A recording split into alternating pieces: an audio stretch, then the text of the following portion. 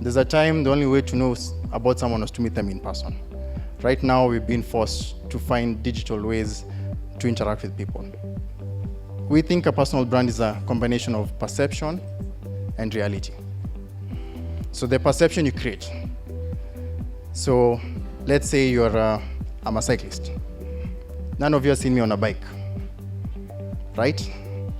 So that's a perception.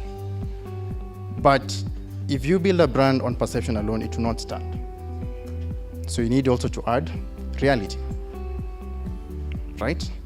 So we, and I say we, I mean Creative Concilium and I, when we're building brands, we look at the perception and we look at the reality.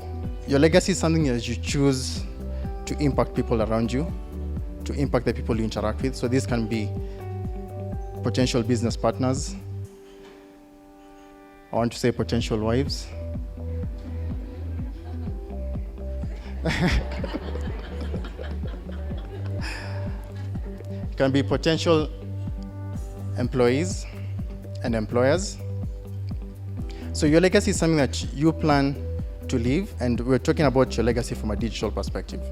Like, for example, the post you posted last week becomes part of your legacy.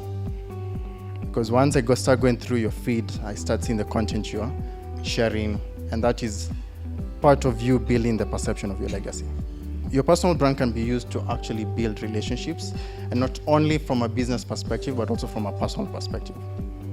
Being a personal brand, it's all about understanding which element you want to build and move on to the next element, so on and so forth.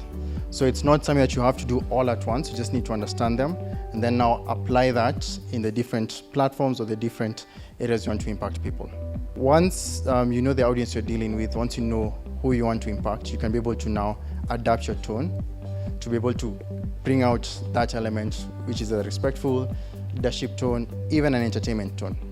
Ask yourself, does my profile provide value? What is the tone I use on my profile? What is the voice I choose to use in my profile? And one thing about LinkedIn that I've come to realize is we assume LinkedIn is just creating a bio and putting your details and where you've worked, so on and so forth, then game over. But by doing that, you're leaving so much potential on the table in terms of being able to connect with people. And actually what matters is not just your bio, it's how you interact on the platform. Sharing content is one of the ways that you can be able to show the value of your brand towards the people who are interacting with you. So this can be by either writing articles, it can be either by resharing what people are posting.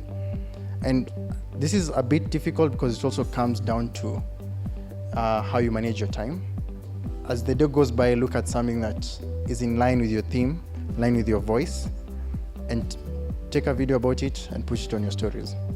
So that raw and authentic element will actually let people connect with you more on a personal level because they're able to experience exactly what you're going through in that specific moment. I advise people to follow brands that inspire them. So these can be either personal brands of people who post content that is in line with what you want to do or what you're doing, or corporate brands that share impact stories. So what it happens is, even if you're going to spend 10 minutes on Instagram, you actually get more inspired once you leave that app, simply because the content you have consumed is actually inspiring. All the activities you do on digital, on social media, having a personal website allows you to harmonize all that. You know, it becomes the space that you have more control over.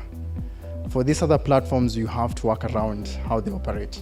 You know, the LinkedIn, you have to know how to use the email, all this. Instagram, you have to know how to use stories.